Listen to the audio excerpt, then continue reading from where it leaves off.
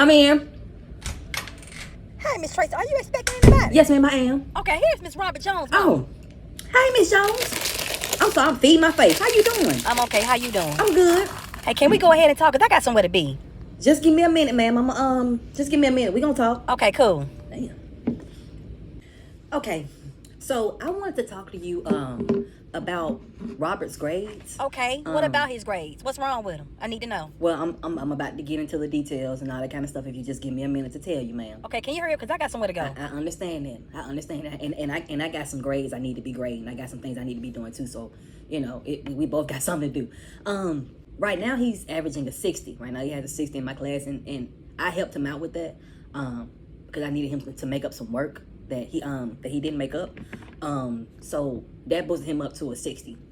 A 60? It's just the second week of school. Yeah, it's the second week. Well, how does he get a 60 in the second week? Because he doesn't do any work in my class, Miss Jones. Robert doesn't do anything. All he does is sit in that back row, that chair right there with the marker all over the front on the desk, that permanent marker that I can't get off. Yeah, he did that. He comes in. I mean, he's very respectful. Very respectful. He's a nice young man, but he just doesn't want to do any work. He's very lazy. And when I tell him to do something, he gets an attitude. Like I said, he's sweet young man, but I just want him to understand that his classwork is very important. I try not to get, too deep in, what they got going on at home or anything like that, but is there anything going on at home that I need to know about? No, not at all. Okay. But yeah, his grade right now is a 60. So he's on the fence, to a 59 to a 60. He's on the fence. He's back and forth. So I'm trying to get him over the hump of, doing his work and trying to at least get a 70 before the first 9 weeks is up. Like I said, he's on the fence. I don't know what else to do at this point. That's why I called you up here. I just want to make sure I jump on it before it gets bad, because the rate that he's going before the 9 weeks is up, Robert could be looking at maybe an average of 40 in my classroom if he doesn't do his schoolwork. What? Like, does he have any homework? Do y'all see anything home with him that he can work on? Or I've been sending homework for the past 2 weeks now. So if he comes home and doesn't do any work or try to do any work, that's just him not doing what he's supposed to do. I know he's up in age, and I'm sure you probably feel like you don't have to check up behind him. But when he's in his classroom, I check up behind him. He knows that when he comes to his classroom, he got to do my work. As far as his attendance, I don't know what time you drop him off at school. I don't know if he ride with any friends, but Robert is tardy every single day. Class starts at 8:30. Robert doesn't get in my class till 9 o'clock. So between that 8:30 and that 9 o'clock and 30 minutes, he's missed a lot. I know you send him to school so he can do what he's supposed to do, but Robert comes in his classroom and does what he want to do. Like I said, he know that I don't play when he comes in his classroom. But I just want him, and I want you to understand that if he fails his class, it's on him. It's not on me. It's not on anybody else. So what, you just gonna let him fail your class or what? I mean, what exactly else would you like me to do? I mean, would you want me to tell the principal on him or, write him up, get him suspended so that'll take more time off from him learning? Is that what you want me to do? I mean, like I said, he's not interrupting my classroom. He's not fighting nobody. He's not arguing with nobody. He just sits back there, sleeps, put his head on the desk. He doesn't do any work. I'm trying to enforce, my rules on him. I'm trying to tell him to do his work. When I get on him, he does his work. Like I said, he just gets lazy, get to talking with his friends back there. So are his friends failing the class or what? Oh, he talks with his friends, but his friends doesn't. They work. They know how to multitask. They'll sit back there and talk. His friends are doing their work.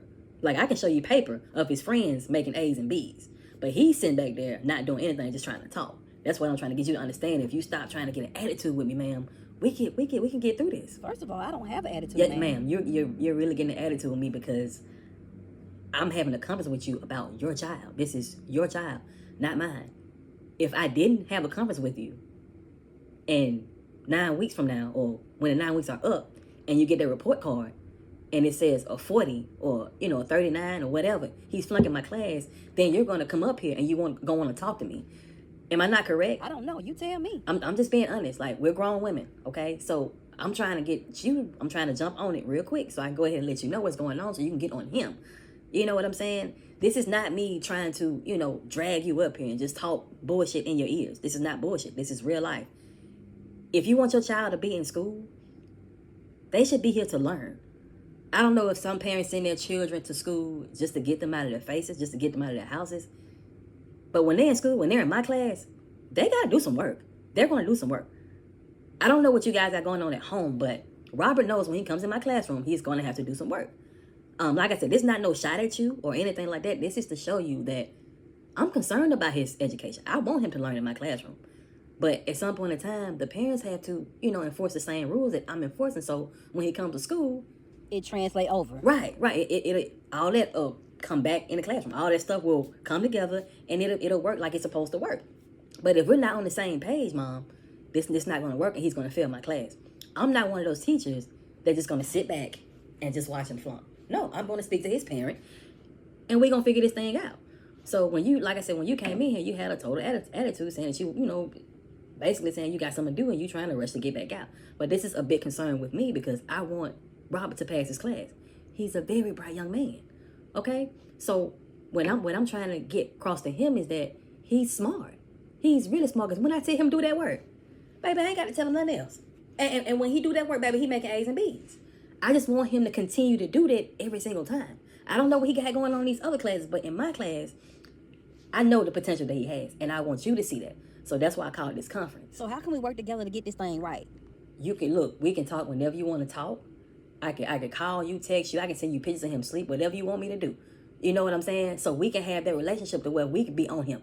I'm his mama when he in my classroom, and you his mama at home. That's how we need to work this thing out. Okay, well, can we do that then?